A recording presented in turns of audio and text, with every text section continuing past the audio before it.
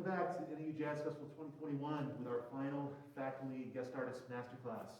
It's been a great festival so far this year. Although we've missed our live audiences, we're happy to be here with you tuning in from home or from school as it may be.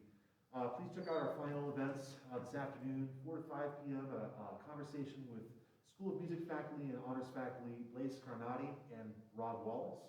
And then our big band concert with Jazz 2, NAU Jazz 2, NAU Jazz 1, and special guest artists this evening at 7 p.m. live stream.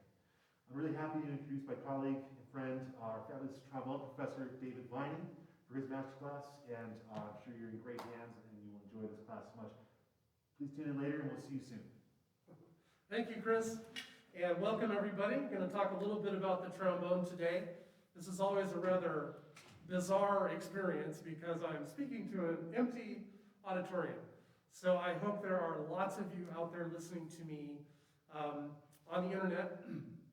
And I'd like to say that if you want to reach out to me, I'd welcome you to do that. You can just Google my name and find one of my many websites, and there are contact pages that you can fill out, and let me know what you're thinking, or if you'd like to come to NAU to study trombone with me, or have a lesson online just between now and then, that would be great. In the meantime, today, we're going to talk a little bit about jazz style, a little bit about trombone fundamentals, and I'm going to do a bit of playing for you as well. In the middle section, when we're talking about fundamentals, I'm hoping that you'll all be able to join me with a couple of playing exercises, because that's really the best way to learn. Instead of just listening to me talk, for you to actually try stuff out and experience it is great. So if you don't already have your trombones out, please go ahead and do that if you can. And then when we get to the middle section, I'll put you on notice and we'll put you to work a little bit and help you learn even better. So I'm going to start out by playing a little piece. This is a piece by Leonard Bernstein, very short unaccompanied work. It's called Elegy for Mippy, and it's written in kind of a jazz style. And in the score, Bernstein says, you're supposed to pat your foot. This is your accompaniment. And the foot is actually Mippy, who's a dog, is wagging his tail. And the foot is Mippy's tail hitting the ground. But for our purposes, it's our rhythm section for our little jazz piece.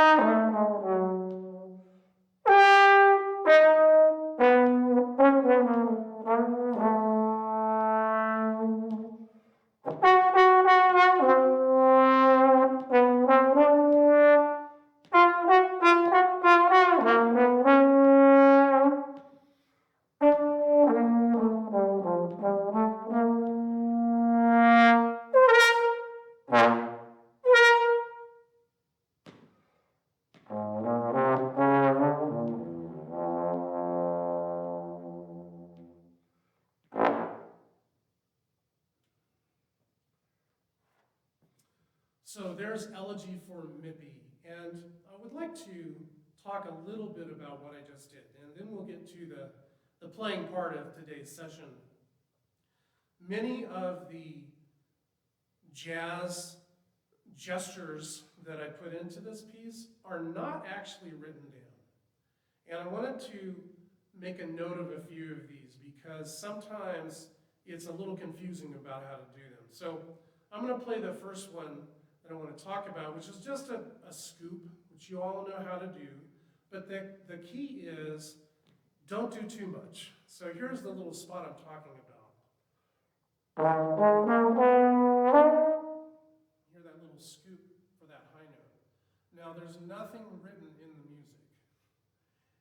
But since this piece is written in this style, it is acceptable within a tasteful range to add little jazz inflections like this. But what you should not do is the following.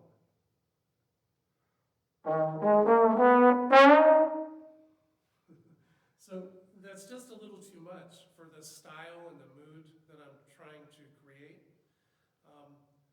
Now there may be moments when you need to do that much, but what I'm trying to create here is a little bit more subtle. And so you need to set the mood by doing just the right amount of the various jazz inflections. And that's the first one. The second one is a little bit unusual.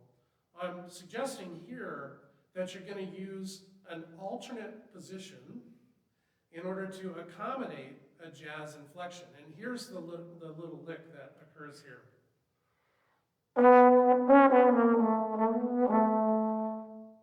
Now I'm starting on a B natural, and the lick goes down to A natural, which of course would normally be in second position. It would look and sound like this. You can see my slide is in here.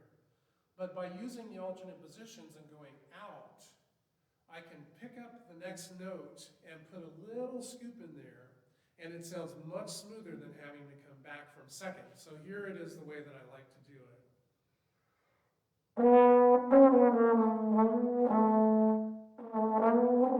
So that A, I'm putting it out here, doing my little scoop, and I'm playing the second A in here.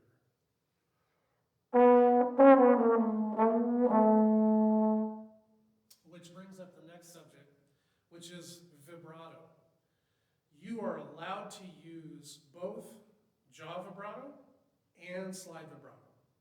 And you can intermingle these, which is what I did in this piece, because what you're after is a wide palette of colors. You want to create this environment like I was describing earlier, so that you have a lot of diverse sounds that engage your audience. So right at the end of this lick, you'll hear me play with a little bit of slide vibrato.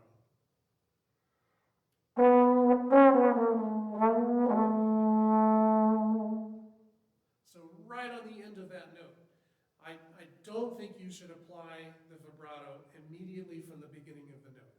Now, of course, it depends on the situation, but again, I'm trying to be subtle with this piece. I don't want it to be comical. I don't want it to be so exaggerated that it's comical. So I'm going to play it in that way so you'll hear the difference. Here it is with the vibrato right at the beginning of that note.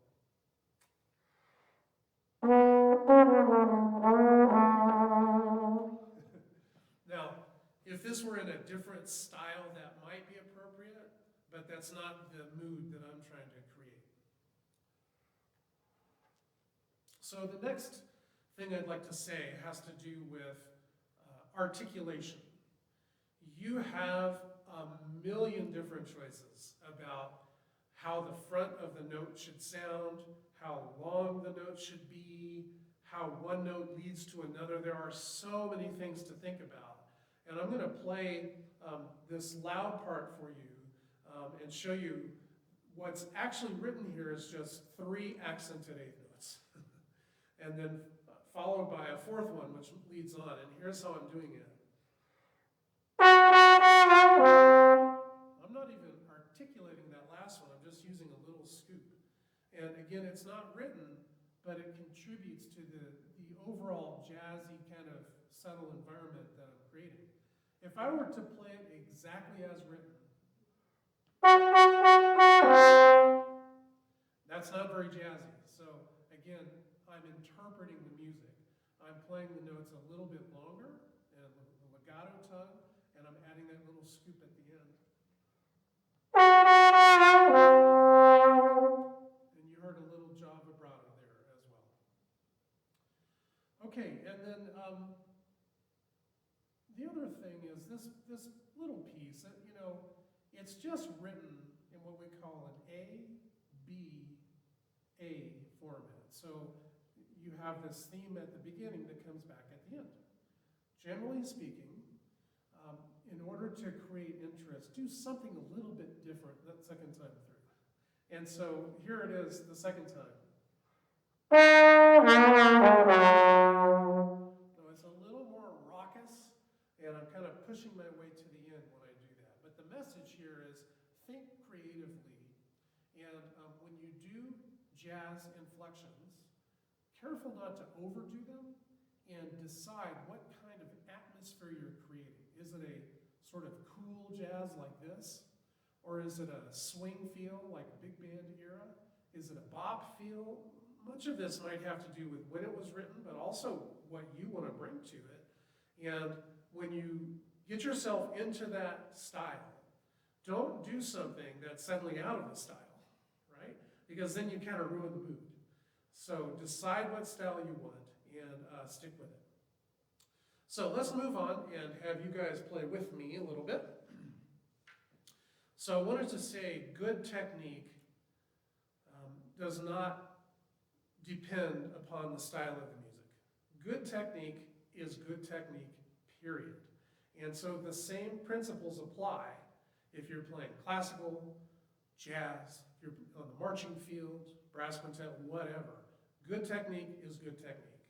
And so that makes our job a little bit easier. We can talk about basic ideas, which you can use regardless of what the style of the music is. And the first thing I'd like to say is count on the air. So I'd like you all to try this with me, and if you would grab your horns, we're going to do something I call the 3 blows. It's very easy. All you do is blow no sound 2 times, and then on the 3rd blow, you let the sound come out. So I'll do it first, and then you all try it with me. We're going to just do it on a middle F, and one very important thing to remember, no tongue.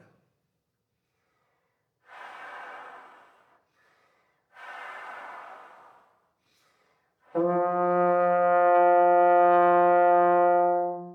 if you would all give that a try, 3 blows on middle F, no tongue.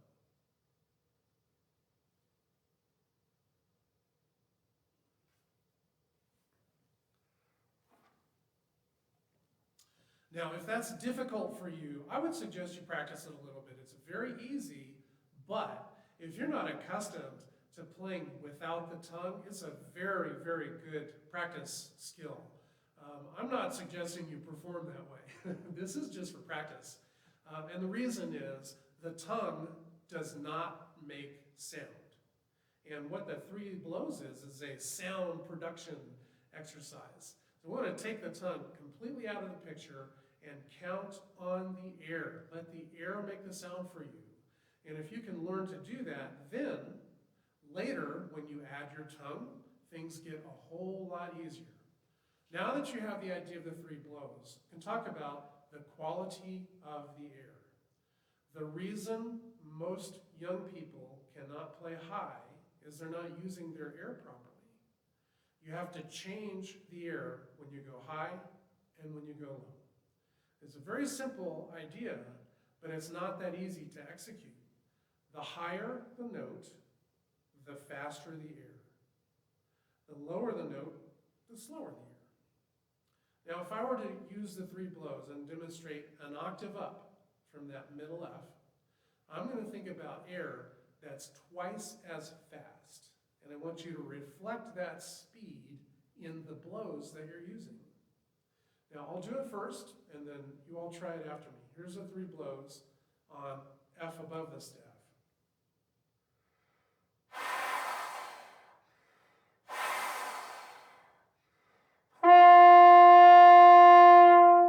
Everybody give that a try.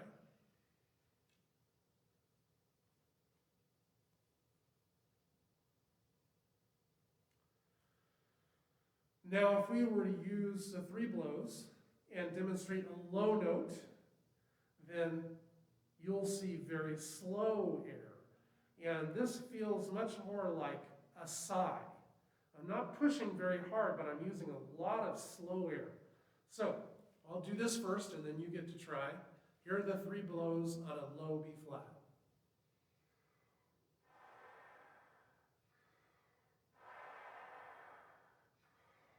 And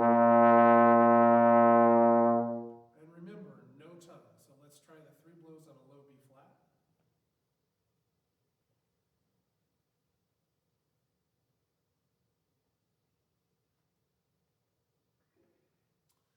I suggest you make the three blows part of your warm-up. It's so easy to do. You can do it on a middle note and then, like we did, a high note, low note, just kind of move around a little bit. But the point behind the three blows is the air. Count on the air and learn the difference between high note air, middle note air, and low note air. I've seen this transform people's playing. If you can learn it, then you can start to use it when you're actually playing music. Here's a good range builder now that you understand the quality of the air. I'll do it first and then I'll have you all try it.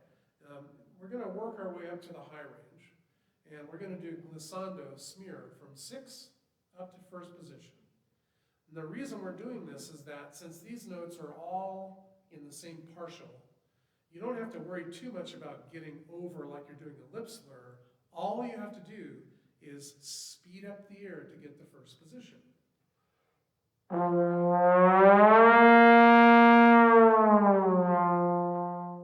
that first one starts on a middle F, but put it in 6. Go ahead and try that. Now we're going to go up one partial, and we start on A. I'll do it first.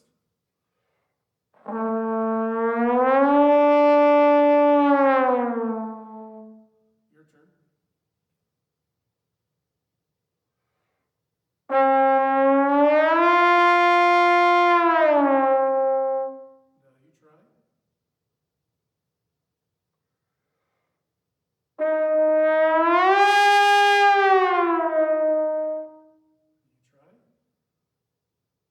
Remember, you want to speed the air up to get up to first position.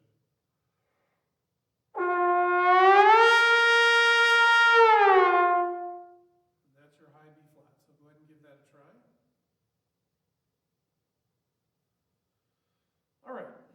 So that's air quality. Now, after we play those high notes, it's pretty smart to play some low notes, just to balance that out. So everybody play a few low notes just on your own. You can play whatever you want, so long as it's low.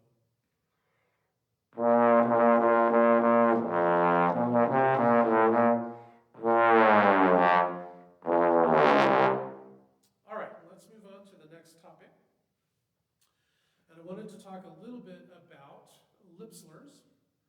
And so I'd like to give you a couple of patterns, and we'll play a little bit of follow the leader. In case you're not aware of what they are, lip slurs is where you just change the notes with your lips and your air. There's no tongue. And I'll give you the first pattern. We'll learn this a little bit at a time. So everybody try this part. It's back and forth between low B flat and F. So try that. And here's the second part. Try that. And remember, you don't want to use your tongue on these notes. You just want the air in your lips to change the note for you. Now we're going to put those two parts together. Give that a try. Now what we can do is use that pattern and just continue to work our way up. So let me give you the pattern and you can try it.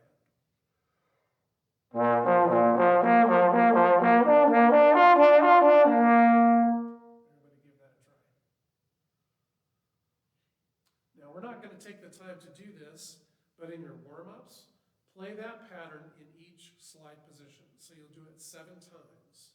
And try and make it real clean, and once again, count on the air to get the notes out for you. The other variation that I really like is to combine the lip slur with some articulation. So here's that variation.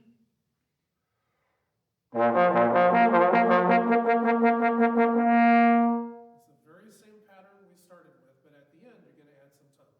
try that. Here it is again. All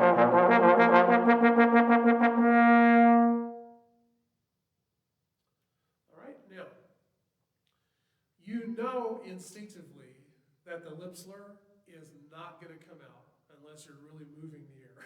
You've got to blow through the notes. And so that gets your air jump-started. And then at the end, you got your air moving. Just keep it going and let the tongue flap in the breeze. That's the way that I think about it. There are a lot of variations of this pattern. The idea is combine lip slurs with tonguing.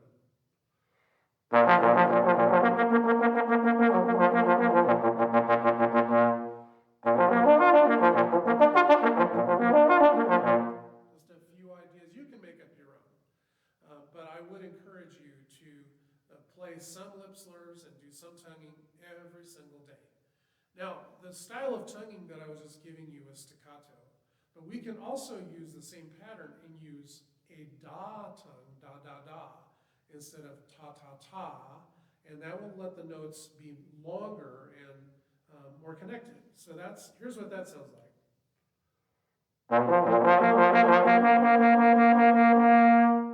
Everybody try a few of those with a legato tongue.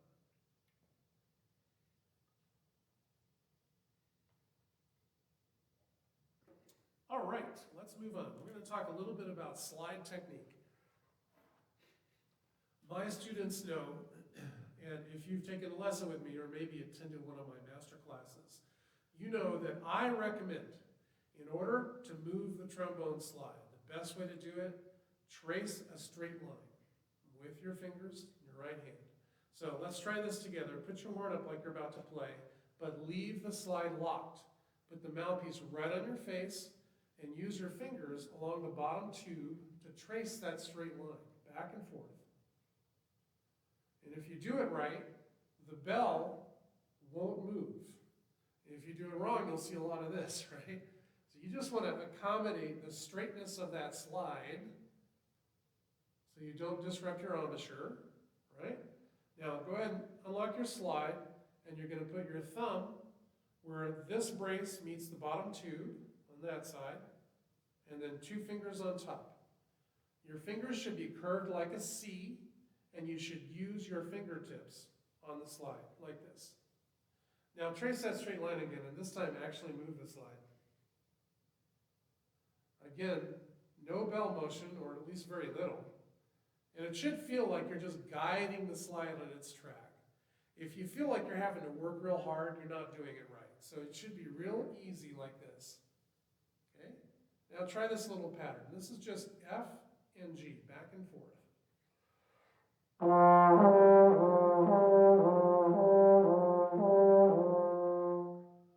Now, don't go crazy. Don't use too much effort in order to move the slide. Just trace it on its track.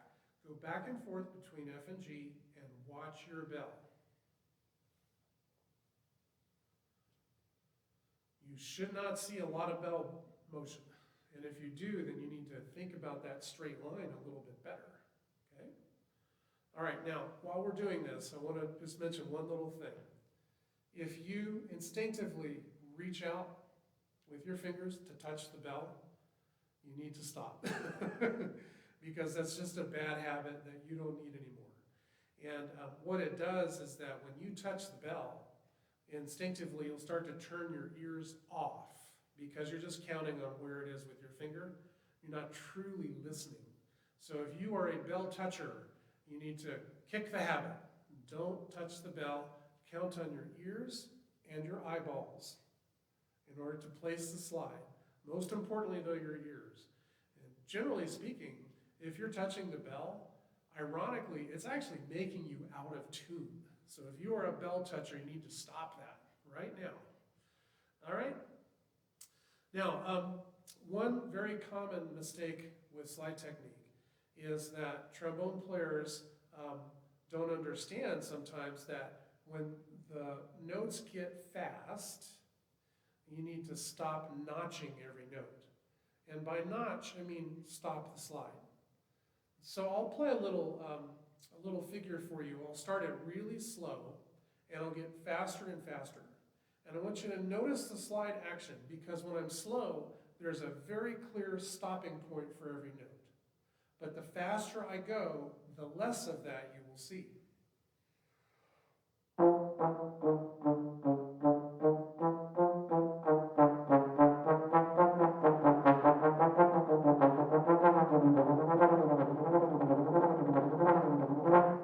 So clearly at the very end, back and forth, right? Now, if you're continuing to notch, even when you go faster, that would explain why you might be falling behind. So there are variations of this. So if it's a medium tempo, you might have a medium notch. The point is, don't always assume you're going to have a real deep notch for every note, because that's not true. It really depends on the situation, how fast the notes are, and that sort of thing. So before we leave slide technique, I'd like you all to try this. Unlock your slide and rest it on the floor. Now, without holding the slide section, just pick up the bell section. Does the slide section stay on the ground like mine? If it does, that means your slide is in good shape. If, on the other hand, you pick up the bell section and the slide comes with it, please have that slide repaired. That means your slide is too sticky, and it's going to be pretty much impossible to have good slide technique. Sometimes there are dents in the slide that you can't even see. So if it's a little bit sticky, you need to take it to a repairman. They have special techniques for repairing your slide, and once you get it working properly, take care of it. Don't leave it sitting out in the bandroom. Always put it on a trombone stand or put it in the case. Don't just leave it on your chair during a break, because someone's going to walk by and it'll fall off and you'll dent the slide. And if the dent is bad enough, sometimes that slide will just never be the same ever again. So one more slide tip, and that is the lubricant that I like. Let me pull it out of my case.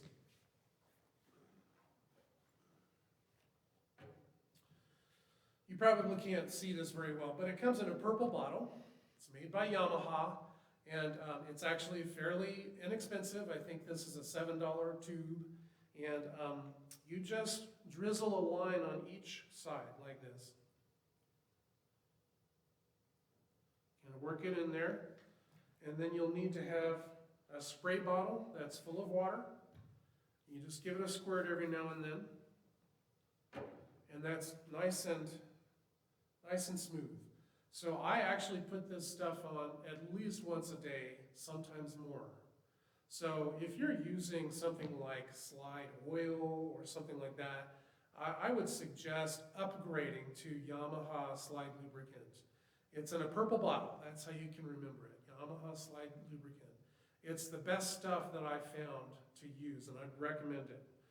So there's one thing that I left out that I'd like to do with you guys. So in order to trace a straight line, it's helpful to know a little bit more about your arm. So if you would do this with me, we'll need to put the trombones down. So on your trombone stand, and I want you to take your left hand and find your right collarbone, and I want you to trace it. Find where it ends. Mine is right here. There's a ball and socket there, a joint. It's called your sternoclavicular joint, SC for short. Keep touching your SC joint, and as you do that, swim with your right arm. Big, big, full range circles.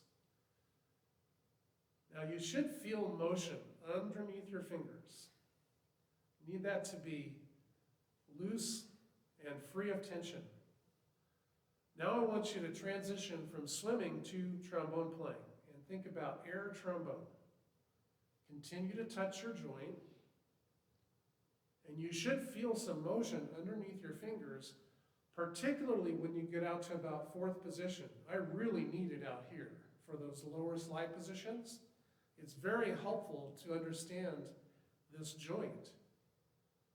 It helps you trace a straight line. Now notice I haven't really said anything about your wrist or any other joints, because everybody knows about that. And the other thing is you want to use all of your jointed areas, not just your wrist. Of course your wrist is important, but you have a lot of tools. So hold up your right hand and let's count jointed areas together. Well, you have your fingers, that's 1. Of course there's your wrist, that's 2. Elbow is number 3. Upper arm joint, that's number 4. And then you just learned about number 5, that's your SC joint. You have 5 jointed areas in your arm. Use all of them in order to trace a straight line.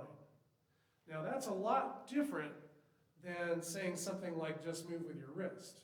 Because when I do that, I am not in tune. So I'm not a big fan of that technique. I hang on to my slide and I put it where it belongs by tracing a straight line. Here's what it looks like if I have a student who does not know about that SC joint. Watch this area right here and look at my slide motion. And then once they learn about the joint, it provides a lot more flexibility and distance. So in order to move the trombone slide, trace a straight line.